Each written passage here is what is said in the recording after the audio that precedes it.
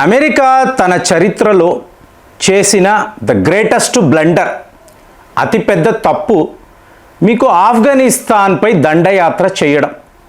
20 ఏళ్ల పాటు ఏకంగా $3 ట్రిలియన్ అమెరికన్ డాలర్స్ ఖర్చు, మీకు ఎన్నెన్ని మరణాలు.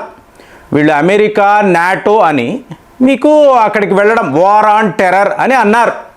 సో ఇది ఎప్పుడు వరల్డ్ ట్రేడ్ సెంటర్ అనేది కూలిపోయినప్పుడు.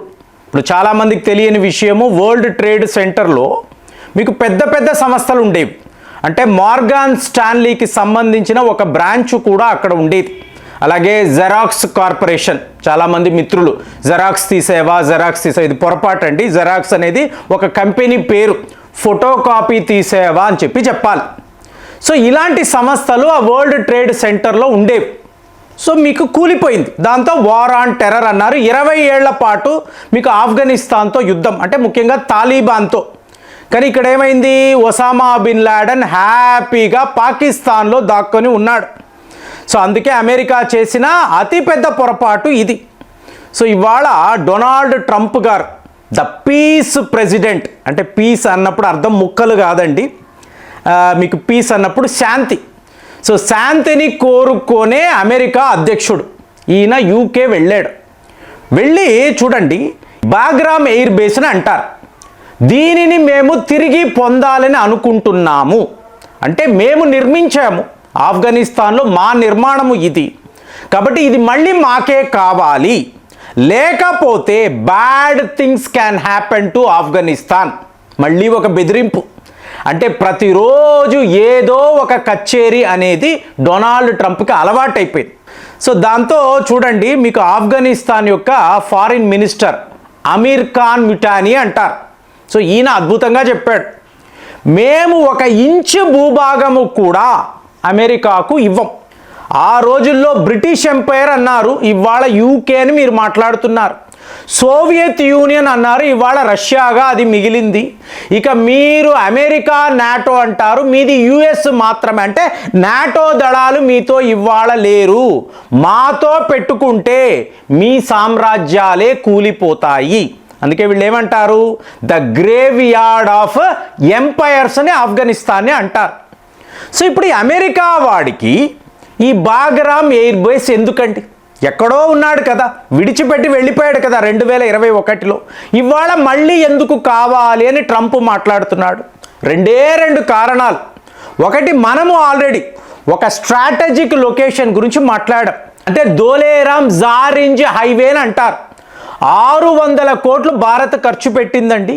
215 కిలోమీటర్ల పొడవు ఉండే ఒక హైవే మనం వేసాం, ఆఫ్ఘనిస్తాన్లో వేసాం. దీన్నే రూట్ నంబర్ 606 అని చెప్తారు. ఎందుకు మనం వేస్తాం? సరదా పడి 600 కోట్లు మనం ఖర్చు పెడతామా?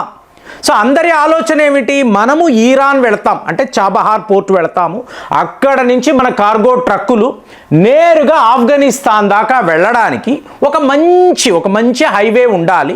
ఇలాగ మనము సెంట్రల్ ఏషియా యొక్క కనెక్టివిటీని పెంచుతాము. ఇది మన ప్లాన్గా మనం చెప్పుకున్నాం. కానీ ఇవాళ ఏమైంది, ఒకవైపు భారత్, చైనా, ఆఫ్ఘనిస్తాన్, అటువైపు రష్యా. సో వీళ్ళు ఈ హైవేని పూర్తి స్థాయిలో ఆపరేట్ చెయ్యాలి. అంటే పాకిస్తాన్ని పక్కన పెడితే, పాకిస్తాన్ అంటే పీఓకే లేకపోతే ఇది ఒక అద్భుతము అని మాట్లాడుతారు. అంటే చైనా వాడి సిల్క్ రూట్ కూడా ఈ రకంగా, అంటే మోడర్న్ సిల్క్ రూట్ అని చెప్పాలి. సో ఇంత పెద్ద ప్లానింగ్ మన వద్ద ఉంది. దీనిని గమనించిన పాకిస్తాన్, మీరు మేలుకోకపోతే, అంటే పాకిస్తాన్ అమెరికా మేలుకోకపోతే రేపు ఆఫ్ఘనిస్తాన్ పూర్తిగా భారత్, చైనా, రష్యా వాళ్ళ చేతికి వెళ్ళిపోతుంది. అంటే వీళ్ళు పార్ట్నర్స్గా మారిపోతారు, మైనస్ పాకిస్తాన్. సో ఇప్పుడు పాకిస్తాన్ని ప్రసన్నము చెయ్యాలి, ఎందుకంటే వీళ్ళ పనంతా కూడా పాకిస్తాన్తోనే ఉంది కదా. కాబట్టి మీకు పాకిస్తాన్ని కాపాడాలి అనుకొని ఈ బాగ్రామ్ ఎయిర్ బేస్ ఉంటే ఒకవైపు భారత్ని, ఇంకొక వైపు చైనా అని వీళ్ళు గమనించవచ్చు, నిఘా పెట్టవచ్చు. సో ఇక్కడ ఏం జరుగుతుంది, ఆఫ్ఘనిస్తాన్తో వీళ్ళు ఎందుకు ఇంత క్లోజ్గా ఉన్నారు అంటే భారత్, చైనా. ఇంకొక వైపు రష్యా వాళ్ళు ఆఫ్ఘనిస్తాన్ని ఎందుకు గుర్తించారు, ఒక ప్రభుత్వముగా రష్యా వాళ్ళు గుర్తించారు. సో మరి ఇప్పుడు ఆఫ్ఘనిస్తాన్ వాళ్ళు ఏం చేస్తారండి, ఒక ఇంచు కూడా ఈయన ఇవ్వను అన్నాడు కదా వాళ్ళ ఫారిన్ మినిస్టర్.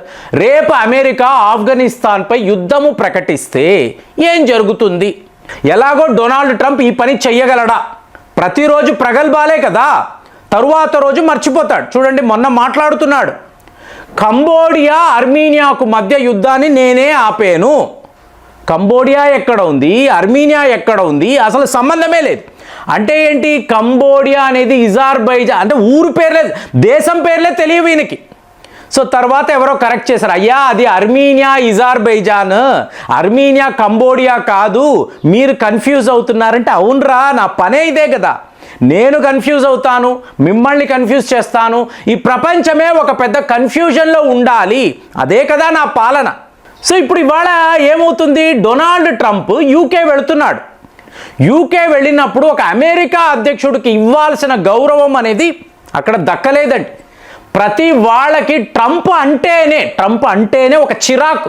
ఎందుకురా నువ్వు ఇక్కడికి వచ్చావంటున్నారు, కానీ అబ్బా అమెరికా అధ్యక్షుడు మా దేశానికి వచ్చాడు ఎవ్వరు ఫీల్ అవ్వడం లేదు. ఇండియాలో కూడా అదే జరుగుతుంది. వ్లాదిమిర్ పుతిన్ వస్తున్నారు అంటే ఇక్కడ సంబరాలు జరుగుతాయి, ట్రంప్ వస్తున్నా అంటే ఈ కంపు ఎందుకు ఇక్కడికి వస్తుందని అందరూ ఫీల్ అవుతారు. సరే, ఇప్పుడు వెళ్ళిన వాడు ఈ బాగ్రామ్ ఎయిర్ బేస్ను మళ్ళీ మేము తిరిగి పొందాలి, మేమే కట్టాము కదా, దీన్ని మేము విడిచిపెట్టాము అంటే ఒక పనామా క్యానల్ ఎలాగా మాది మేమే కట్టాము మళ్ళీ మాకే కావాలన్నా అలాగే బాగ్రామ్ ఎయిర్ బేస్. కానీ ఇందులో నిజాలు లేవండి.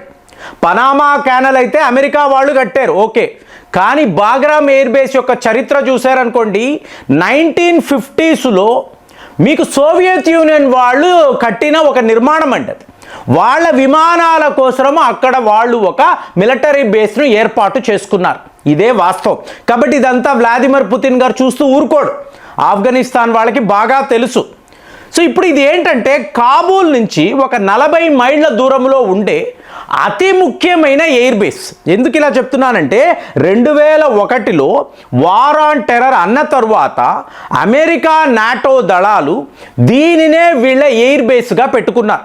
మరి ఉండాలి కదా, ఒక దేశంలోకి మీరు దండయాత్ర చేస్తున్నారంటే మీకు స్ట్రాంగ్గా ఒక ఎయిర్ బేస్ అనేది ఉండాలి. ఆ లెక్కన ఈ బాగ్రామ్ ఎయిర్ బేస్ను అమెరికా వాళ్ళు హ్యాండిల్ చేశారు. ఇక్కడ నుంచే వీళ్ళు ఎన్నో దాడులు, చూడండి ఎంత కామెడీ అంటే, పాకిస్తాన్కి 20 బిలియన్ అమెరికన్ డాలర్స్ ఇచ్చి ఆ ఒసామా బిన్ లాడెన్ ఎక్కడ ఉన్నాడు వెతకండి, ఈ ఆఫ్ఘనిస్తాన్ అడవుల్లో ఆ కొండల్లో గుట్టల్లో ఎక్కడో దాక్కున్నాడని చెప్పి పాకిస్తాన్ అధికారులతో వాళ్ళ కమాండర్లతో వీళ్ళు బేరసారాలు జరిపారు. వాళ్ళు హాయిగా వాడిని తీసుకెళ్ళి పాకిస్తాన్లోనే దాచారు. ఎంతెంత నష్టము చూడండి. సో ఇప్పుడు ఈ వార్ ఆన్ టెర్రర్ పేరు మీద 3 ట్రిలియన్ అమెరికన్ డాలర్స్ వాళ్ళు ఖర్చు పెట్టారు. ఇవాళ కూడా డొనాల్డ్ ట్రంప్ ఏం మాట్లాడుతున్నాడు, మేము కదా కాదు, నువ్వు నిర్మాణము చెయ్యలేదు, ఒక్కసారి చరిత్ర పుస్తకాలు చదువు, ఇది సోవియట్ యూనియన్ వాళ్ళు చేశారు.